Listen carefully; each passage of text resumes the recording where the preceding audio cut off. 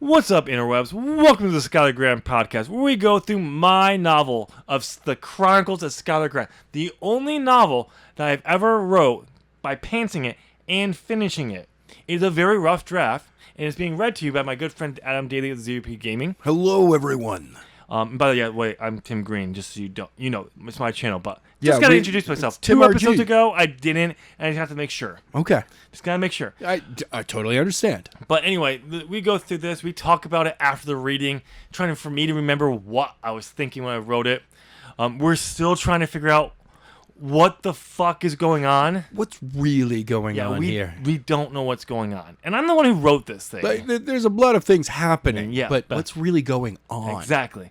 And then Adam just points out whatever he wants to point out about. But I'm going to just give you the disclaimer here again.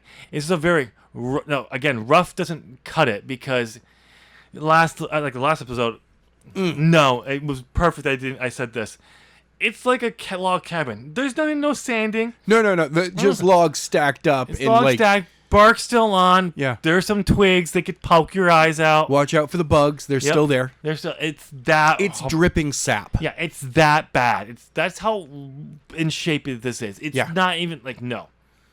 You can't even call this like a first draft, a terrible first draft. No. This is a zero draft. Yeah, this is a, hey, can you just rewrite this, and then I'll read that as your beta reader. Yeah, no, it's like this is an outline. Yeah, this is my outline.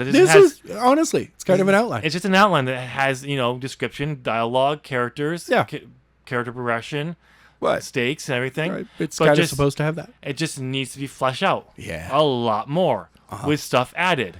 And a good grammar check. Yeah, definitely a good old grammar check. But before we get to the rating, we got some plugs here. So, if you're going to go on to like this, why don't you go and hit that like button? Only if you liked it. And no, don't hit it. Smash it as a prayer to the holy algorithm. The holy algorithm. And subscribe, because I got writing content on this channel. You know, that good stuff. And I guess if you have some extra time after the episode, you could go over and check ZOP Gaming if you're into people playing video games and doing it bad. 01 quote-unquote pro gaming. He did air quotes, but there's actual quotes around the pro. Oh, absolutely. Yeah. If you want to watch people who play games and are terrible at it, go check it out. You know what? We're mid. We're very mid. Barely you're mid. Yeah.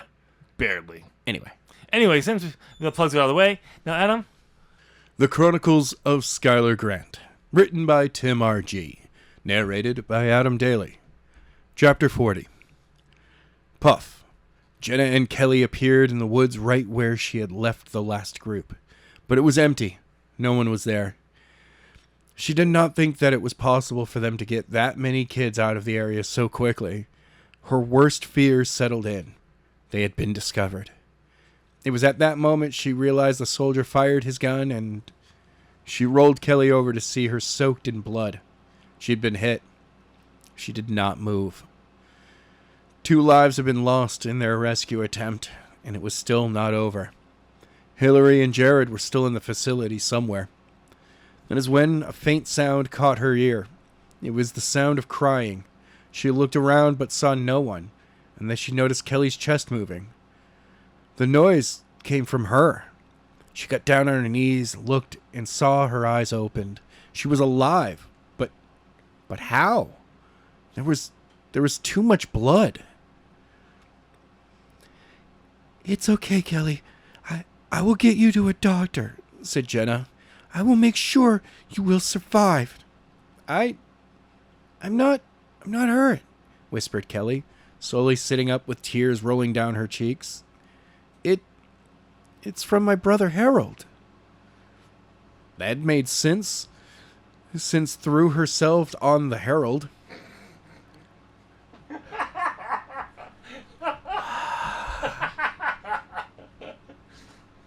Let me just try that one more time. That made sense. She threw herself on the Herald. The bullet ripped through him like a hot knife through butter.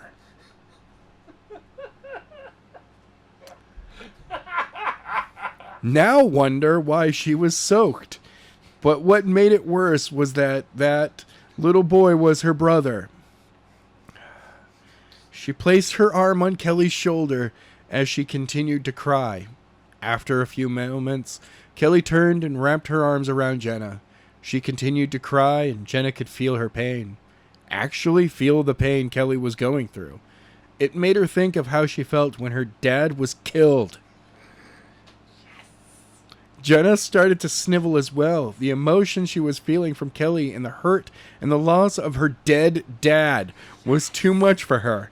Too many lives had been lost, and she broke.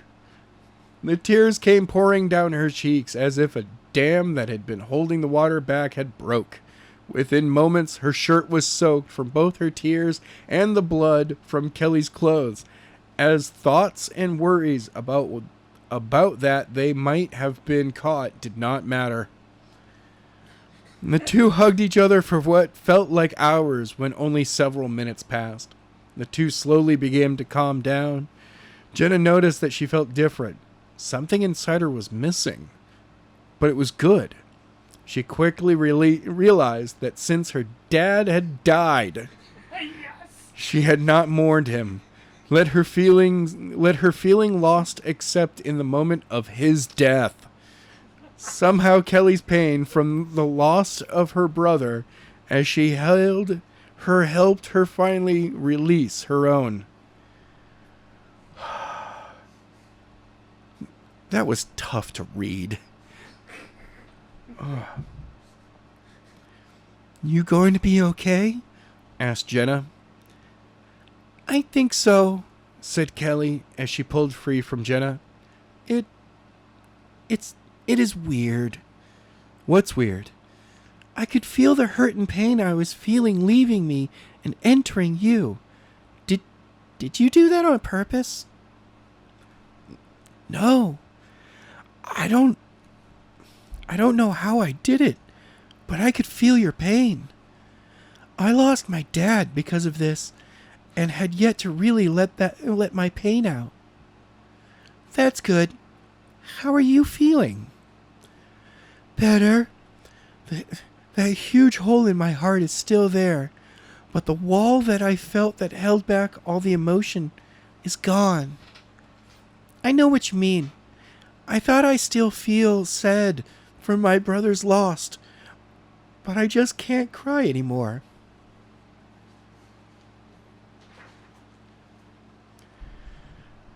At that moment, bright headlights shot on them. Jenna was nearly blinded by them. She was not expecting this, and Kelly did not either. It was then her fears that everyone had been caught returned. Now they had found her, and Kelly. They had to do something, get away, form another plan to help them get free. But first, she needed to get Kelly out of there. She heard one of the doors of the vehicle be slammed shut and footsteps headed to them. Jenna needed to move, and move now. She grabbed Kelly's shoulders, but nothing was happening. She thought for a second this could be Dr. King. And could his ability be to negate her ability? She remembered the Haitian from the TV series Heroes who could do that, and from what she had seen with her abilities and Skyler's, anything was possible. She kept trying to teleport out of there, but it was not working. The footsteps were getting closer, and she could think of what to do. It was then she realized it was her. A place to go was not coming to her. That is how it always worked. Think of a place hard enough, and you went there. She closed her eyes and tries to picture someplace safe. A picture of a room starting to form in her mind. Something brought great comfort. As it began to swirl in detail, she realized it was her home in Prattsville. She tried to focus harder on it when... "Jenna!" said a voice. Jenna's eyes snapped open. She recognized the voice. "Skyler!" "Yeah, Jen, cut the lights, would you?" The lights turned off, and not 5 feet from her stood Skyler. A relief washed over his mind, knowing she was wrong. "Why in the hell did you two shine those lights so brightly at us?" bellowed Jenna as she stood up. "I thought everyone had been captured, and you two were with Dr. King." Jenna felt as if steam were coming out of her ears and could tell her face was bright red. She could feel the heat. She took a breath since Skyler took a step back, which she thought was funny since he was far more dangerous than she was. He trained for months while she only trained for a few weeks. Though she had to admit, it felt good knowing Skyler at that moment was afraid of her. You done screaming at us? No! Jenna half shouted. I don't have time to continue. We have a plan we need to continue with. I was about to ask you about that. Why did you think we were all captured? Well, there were 50 of us, said Kelly, who was not standing. We know 2 of you were out here, only to come back with not one of them here. I couldn't have said it better. We had 3 15-passenger vans, said Jin, walking up next to Skyler. We had some of the older kids drive. We squeezed the remaining 3 one into each van. They are all safe, not far from here. Is this it? I thought you said there were 50. With her, there is just 49. Shut up, Jim. My brother was killed when Jenna came back for us. Jenna could tell that Jin was now looking at Kelly's shirt. I'm sorry. I am too, but I need to get out of here. Jin will take you, said Jenna, turning to face Kelly. Skyler and I have some unfinished business in the facility we have to get to, and also Dr. King. When you find Dr. King, beat the shit out of him for my brother as well as for your dad. I will.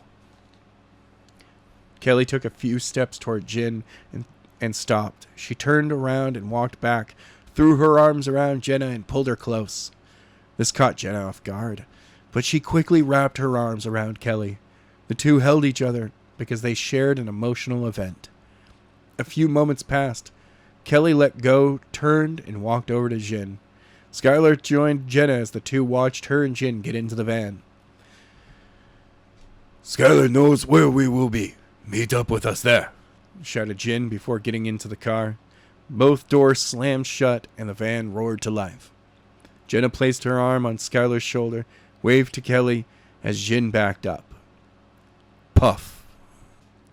Such an emotional chapter. That is the kind of chapter that you could have really pulled the emotion and how Jenna seemingly has a secondary power that will allow her to feed off the emotions of other people. Well, not just feed, but I think it's more like the idea that help absorb them, so that help them remove it so it doesn't affect them. Which allowed her to also process her own trauma of her dad dying. Christian Cage is about to show up in this book and be like, I'm sorry, there's a dead dad? Yeah. Dead dad. Skyler? And he's like, no, it's Jenny. He's like, you know what? Never mind. And walks away. He only collects boys. Yes, he does. With dead dads. When you first talked about her dead dad, I was like, yes! Oh, the moment that I saw it, I was like, I need to make this as prominent of words as possible. And every time and then Jenna's dead dad. Yep. And he kept saying it. I was like, I'm over here going just raising. Oh, I know. Arms like, yes! You were dancing over there. Yes. But it was. I feel bad for it.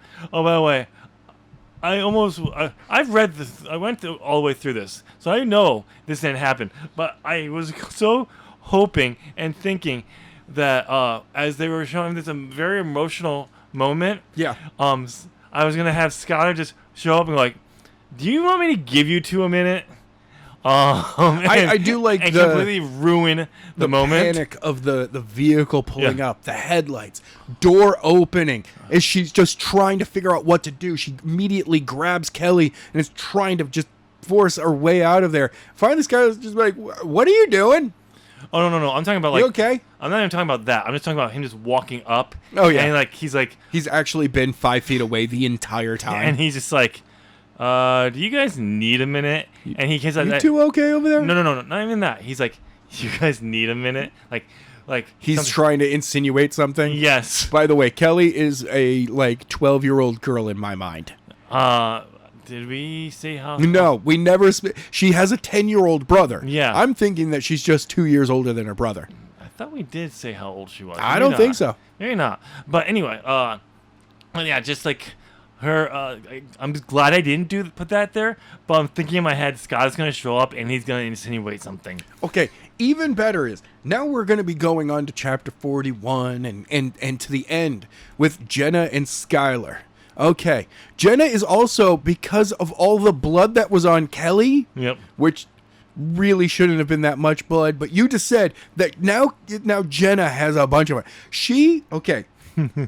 Skyler quite literally overtaxed himself, passed out by blasting a hole through a lot of concrete and a metal box, and then chills out by the fire. Our main character off screen is helping kids get to safety. Jenna shows back up and now will be playing second fiddle to the guy who has been relaxing while she has been dealing with the trauma of her dead dad, finally, and a 10-year-old boy being murdered in front of her with a handgun. This girl is going to be so paranoid of handguns for a while. And Skyler's like, yeah, we should probably get up to the second part of our phase here. It's like, she's like, I witnessed 2 people die. Shut up, Skyler. I'm the main character now, boy. Skyler! Like, she really is the main character right now. He's just like, shut up, Skyler. I'm the main character now. He's like, you know what? Okay. Cool. He's like, but it's called it's not called that anymore. Part 2. No. Jenna takes over. That's all it's called. Yeah. Part 2. Jenna's the main character. Jenna's story now. Jenna's story now. Jenny's story now. While never referring to her as Jenny ever again. Yep. And he was like, wait, why is she called Jenny? I don't know. Her name's Jenna. When are we going to get introduced to Jenna? To Jenny. You were already. It was her name in the very beginning when you introduced her. Wow, I forgot. Yeah, because we still don't know what was going on in the story. Yeah. We don't know what's going on. Honestly, what is the things are happening. Yes. We're finally getting to the wrap up, and it's like, all right, big action moment to end this story. It's going to be awesome.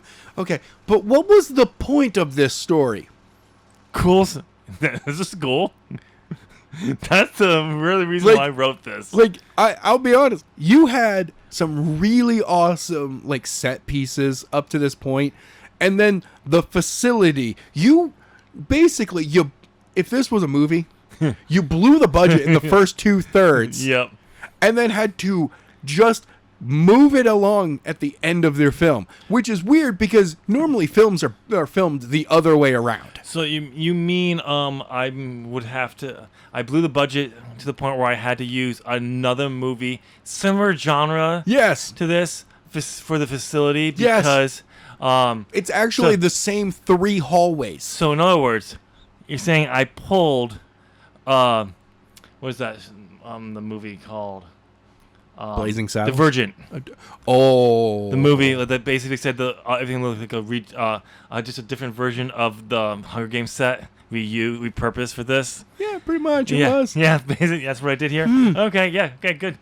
That's what I was going for. Well, no, we're trying to say what's the point of this?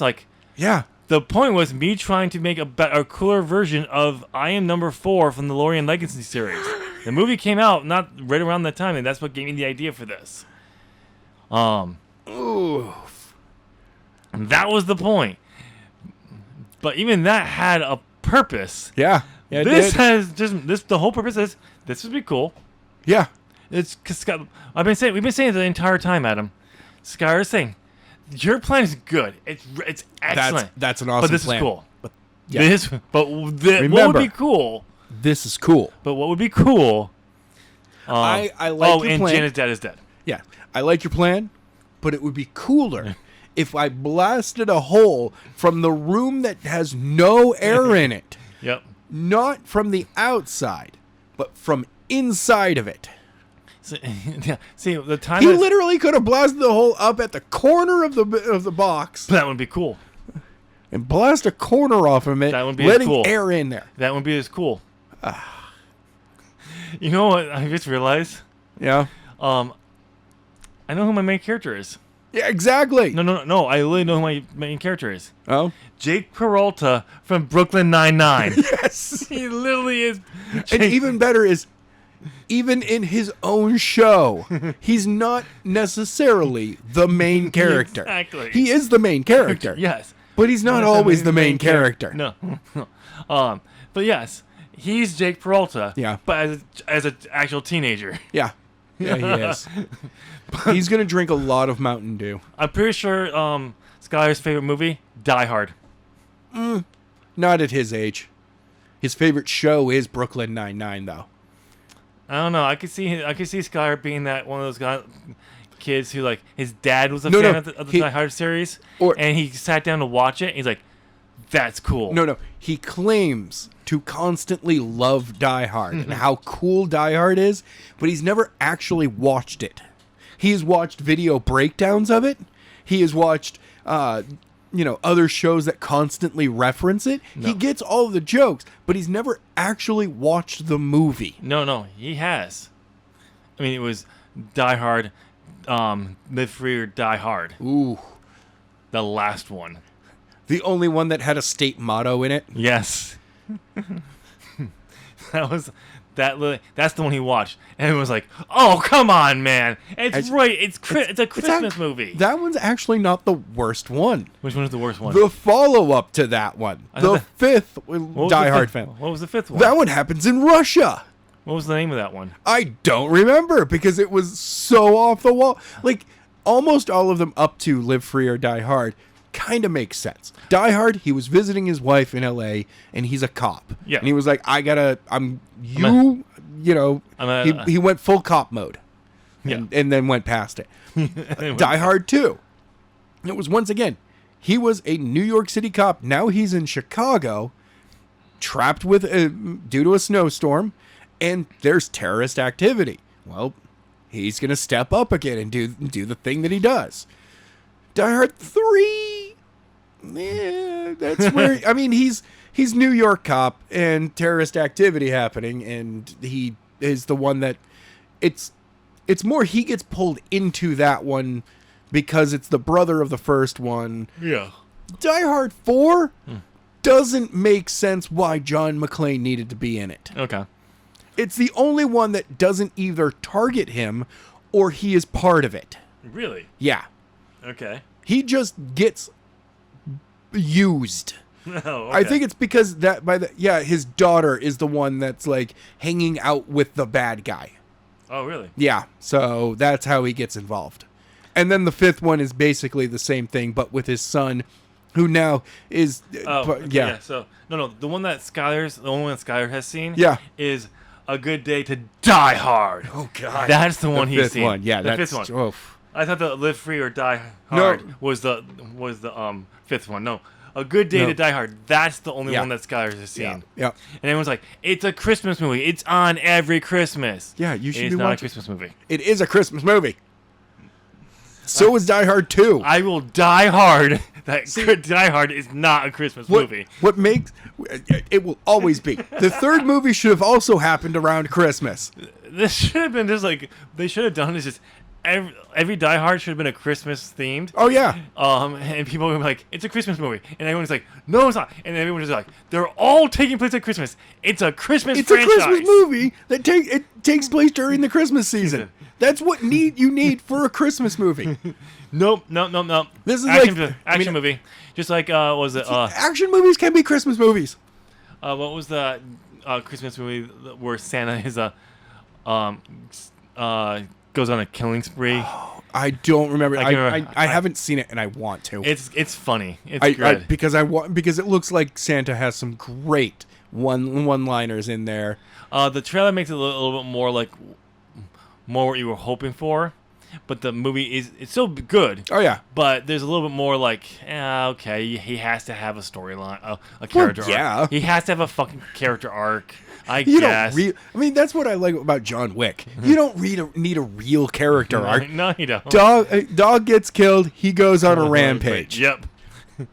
So they realize that they've awoken the great assassin, and then we get the second movie. Yeah, but that whole movie, not a Christmas movie.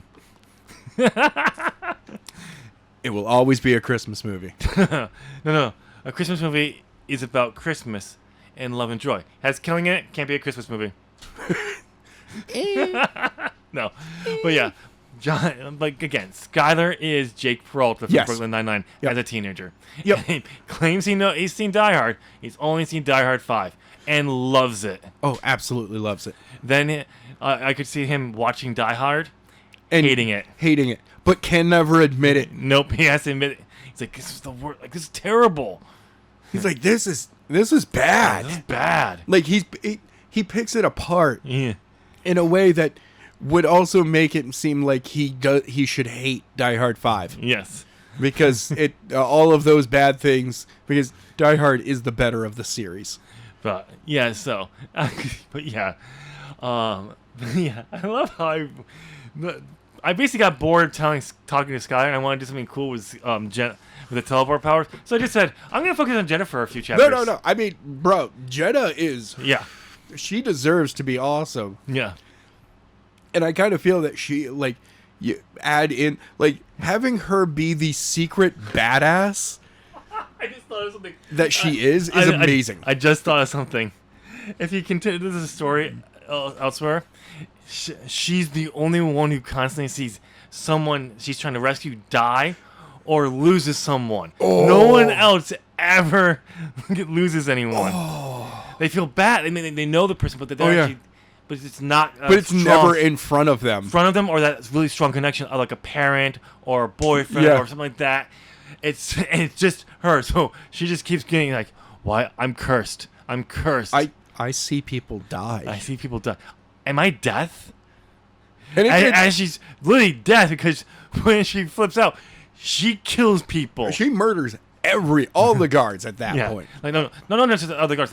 Like she keeps going. Am I death? Am I the reason why I'm people are dying because of me? Yes, because you kill people. Well, but all the people dying you, that's not your fault. No. But yes, you are death.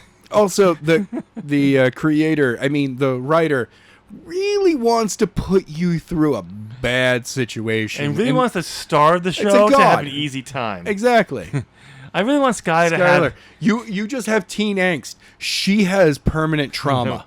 Skyler, sit down, get a mani-pedi. You deserve it. You've had a hard time. I mean, you were kidnapped and tested on. Yeah. You deserve a soft one. Jenna, your dad died. Not enough. And now you watched a 10-year-old get killed, too. No. It's like, Jenna, your dad died in front of you. Not hard enough. Not hard enough. You need to see other people die. She's like, this is where my villain arc starts. Yeah. She's like, I've had enough people die. You know what? Go through and connect it. Every time someone dies, it's because of Skyler. So she finds a way to connect it to Skyler. So she turns on Skyler. And kills him and takes over the main character. Yeah. Yeah, maybe. But anything else you want to add to this? No, I'm just looking forward to the next chapter. Yeah, I do got one more thing I gotta add to this. What? Right here. Jenna's dad is dead. Yeah. He's definitely still dead. He's still dead. I think from now on, if any mention of Jenna's dad being dead, you gotta be like, and Jenna's dad is dead. Yeah, Her dead dad. Dead dad. Emphasize that. Oh, absolutely. Every single time. And I'm just gonna be over here, yes! But... Alright, since we have nothing else to add here, we're going to wrap this show up. Since you made it here, I'm assuming you're enjoying it, let us know down in the comment section. In this episode, you don't have to try to explain the story. We figured it out. It's Jake Peralta, him wanting cool things to happen. It's just cool things. It's just cool things. We understand the story now. And just Jenna cool going things. through trauma. And Jenna's dad being dead. Jake. Because Skyler only wants to do cool things. Yep, and because of that, Jenna's dad is dead. and a 10-year-old boy. Yeah. Sucks. But let us know in the comments. Let us know down in the comment section what you're thinking of the story. Are you enjoying it? Do you agree that this is the point of the story? Because I'm almost certain now that that's the point of the story. Cool things happen, and Jenna's dad is dead. But anyway, since you made it here, I'm also, again, assuming you like this, why not you help us out and smash that like button as a prayer to Jenna's dad, to prayer to the holy algorithm. The holy algorithm. And subscribe, because again, I got content on here, this channel, because it's, a writing channel. Speaking of that content, some stuff will appear on screen now. One will be to the link to the rest of the Skyler Grant podcast, just in case you're not caught up. You can go get caught up now, or I'll have another one on the other side of there that will give you the best video I have that's would fit you. Whatever you click, we'll see you there. Thank you so much for watching. Bye. Jenna's dad is dead.